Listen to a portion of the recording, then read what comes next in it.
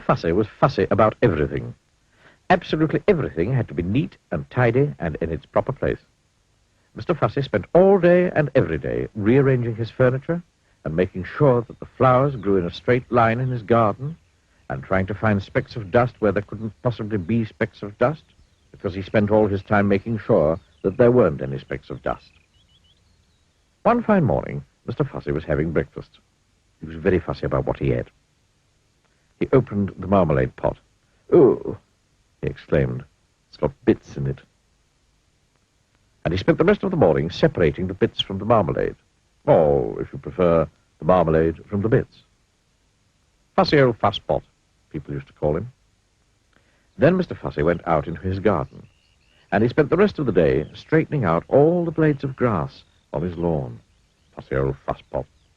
That evening, Mr. Fussy was in his kitchen, ironing his shoelaces, when he heard a crash outside. "What's to do?" he murmured to himself, and hurried outside to investigate. There, with a broken garden gate in one hand, and an old battered suitcase in the other, and a sheepish grin on his face, stood an untidy person, Mr. Clumsy. "Whoops," he said, holding up the garden gate. "It came off in my hand." "Who," spluttered Mr. Fussy, looking in horror at his garden gate, "are you?" "Oh, I'm Mr. Clumsy," replied the untidy person, grinning. And he stepped forward to shake Mr. Fussy's hand. He tripped over and fell on the lawn. "My grass!" cried Mr. Fussy. "My straight grass! You bent it!" And he got down on his hands and knees and started straightening the grass. "But who are you?" he asked over his shoulder. "And why are you here?" "Oh, I'm your cousin, Blue," replied Mr. Clumsy. "Your long-lost cousin from Australia. I've come to visit." "If you look hard, there is a certain family likeness between them, isn't there?" "Well, aren't you pleased to see me?" continued Mr. Clumsy cheerfully, knocking over a flower or two as he got up. He picked up his suitcase, knocking over another flower or two, or three. Mr. Fussy quite obviously wasn't pleased to see him. "Oh, you'd better come in," he muttered. "I say," remarked Mr. Clumsy, looking through the front door of Mr. Fussy's house. "I say, what a neat little place you got here." And he stepped inside, tripped over his shoelaces, which he often does, knocked over a chair, dropped his suitcase, and fell in an untidy heap on the floor. "Whoops," he said. Mr. Fussy shut his eyes, and heaved a sigh, and groaned silently to himself. Later that evening, after Mr. Fussy had cooked them a meal, and after Mr. Clumsy had helped with the washing up, 2 broken plates, they sat down to talk. Mr. Fussy sat, as he always did, in a neat and tidy fashion. Mr. Clumsy sat, as he always did, in a not-so-neat and tidy fashion. "How long are you staying?" asked Mr. Fussy. "Oh, I don't know," grinned Mr. Clumsy. "Few days, week, year, haven't decided." Mr. Fussy groaned another long, silent groan to himself. And they went to bed. When he woke in the morning, Mr. Fussy jumped out of bed and went into his bathroom. Oh no," he gasped. "Oh, no!" Oh, yes. Mr. Clumsy had been there before him. The towels lay in a heap on the floor. The bath was full of water. There were pools of water all over the bathroom floor. Half a tube of toothpaste had been squeezed out onto the mirror. What a mess. Mr. Fussy made it all neat and tidy as quickly as he could. Then he hurried downstairs. "Morning," said his cousin cheerfully. "I've cooked your breakfast. Sit down." There was an awful mess everywhere. "There we are. Breakfast," said Mr. Clumsy, carrying a plate of fried eggs, broken fried eggs, towards the table. And then he tripped over those shoelaces of his, and then the eggs flew through the air, and they landed all over Mr. Fussy. Sticky, greasy, yellow, fried eggs. "Whoops," said Mr. Clumsy. After a week, Mr. Fussy's house didn't look like Mr. Fussy's house anymore. Don't you agree? But after 2 weeks, Mr. Clumsy decided to move on. "Oh, thanks for having me, sport," he said to Mr. Fussy. "It was very nice to see you," replied Mr. Fussy politely. What he was thinking was not so polite. "It's very nice to see you going," was what he was thinking. "Well, cheerio," said Mr. Clumsy.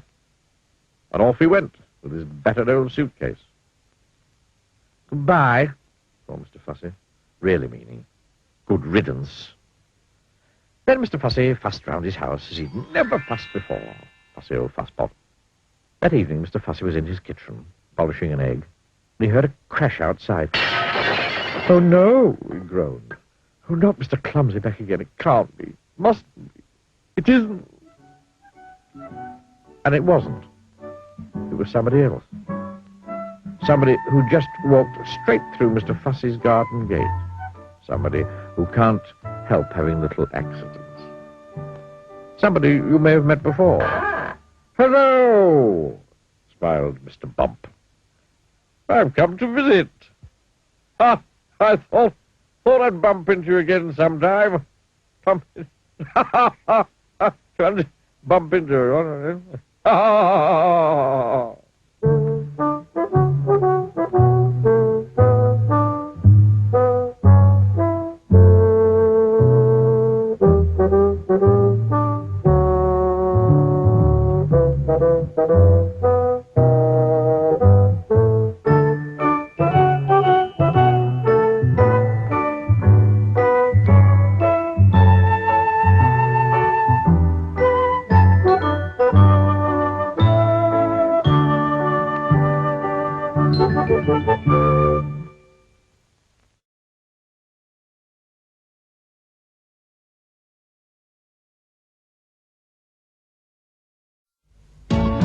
Sometimes in sunshine, sometimes in style, sometimes with no time or just with a smile.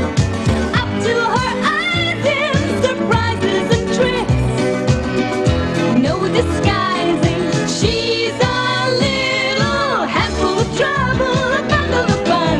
Glad you could make it, so glad you could come. Little Miss, we're waiting for you. Ready, steady, how do you do? Little Miss Neat lived in Two-Pin Cottage. It was called Two-Pin Cottage because she kept it as neat as two pins. Little Miss Neat was a very tidy person, probably the tidiest person in the world. She couldn't stand a mess. Oh, I do like to see things neat and tidy, spick and span, if you know what I mean. Every day, she spent all day polishing and dusting and cleaning and making sure that things were in their proper places. I do like to see things in their proper places. One morning, little Miss Neat awoke in a bedroom in Two-Pin Cottage and looked out of her bedroom window. It had been raining during the night, and there was a puddle in the middle of the garden path. She gasped in horror Oh, that is nasty. and rushed outside with a duster. Oh, dear me, we can't have that. Water all over my nice clean path. She mopped up every drop of puddle, and then she rushed inside and washed the duster. And then she ironed the duster, and then she folded the duster, and then she placed the duster very neatly back in its drawer. Everything in Two-Pin Cottage had its proper place. Yeah? Oh, I do like to see things in their proper places. Now, this story is about the time little Miss Neat went on holiday. She always went away for 1 week every summer, and this year was no different. But do you know, she spent 2 weeks packing, and then she spent the whole day polishing a suitcase. Neat and tidy, clean and shiny, that's how things should be. At last, she was ready to leave Two-Pin Cottage, all spick and span and neat and tidy. Oh, I do hope it doesn't get too dusty while I'm away. She said as she closed the door behind her. But something worse than getting dusty was going to happen to Two-Pin Cottage. Last week, Mr. Muddle had written to Miss Neat to tell her he was coming to tea. But being Mr. Muddle, he got into a muddle posting the letter. Actually, what happened was that when Mr. Muddle went to post the letter, he had the letter in one hand and a half-eaten cheese sandwich in the other. And you can guess what happened, can't you? That's right. He posted the sandwich. A posted cheese sandwich. It'll be nice seeing Miss, Neat again. He chuckled to himself as he walked home. This, sandwich is a bit chewy. It was the day after Miss Neat left that Mr. Muddle arrived and knocked on the door. No reply. Goodbye. He shouted. It should have been, Hello. but he isn't called Mr. Muddle for nothing. Nobody home? He called. He pushed open the door. Oh, dear. He thought as he looked around. Nobody home. Never mind, I'll make myself a cup of tea and wait for Miss Neat. So he went into the kitchen of Two-Pin Cottage and made himself a cup of tea and waited. And waited. And waited some more. I think I'll have another cup of tea. Now, where did I put the teapot? Where did I put the tea? Where did I put the milk, the sugar, and the spoon? By the time he got to drink the tea, it was getting dark and time to go home. 1 week later, a taxi arrived outside Two-Pin Cottage. "Here we are, miss. Home sweet home," said the taxi driver. Oh, that was a lovely holiday, but I'm gasping for a nice cup of tea. Goodbye, and thank you very much. She walked up a garden path. Not too many weeds, thank goodness. Miss Neat went in through the front door and looked around. Not too dusty. I think I'll make that nice cup of tea I promised myself before I unpack and tidy up a bit. But making a cup of tea after a Mr. Muddle visit isn't quite as easy as it sounds. Little Miss Neat eventually found the teapot, not in its proper place, In the refrigerator. and she eventually found the milk, not in its proper place, In the teapot. and the tea, The sugar bowl. and the sugar, The milk jug. and a cup, In the oven. and a saucer, And the bread bin. but could she find the teaspoon? I can't find a teaspoon. She could not. The telephone rang, and little Miss Neat picked it up. Hello, Miss Neat here. At the other end of the line, Mr. Muddle suddenly realised he was holding the telephone the wrong way round, and he turned it the right way round. Goodbye. He said, Who's that speaking? It's you. replied Mr. Muddle. Miss Neat thought for a moment. Oh, it's Mr. Muddle speaking, isn't it? Yes. Replied Mr. Muddle, getting it right for once. And you paid me a visit while I was on holiday, didn't you? Yes. Replied Mr. Muddle, getting it right for twice. Can I come and see you now that you're back from holiday? I suppose so. Goodbye. Hello.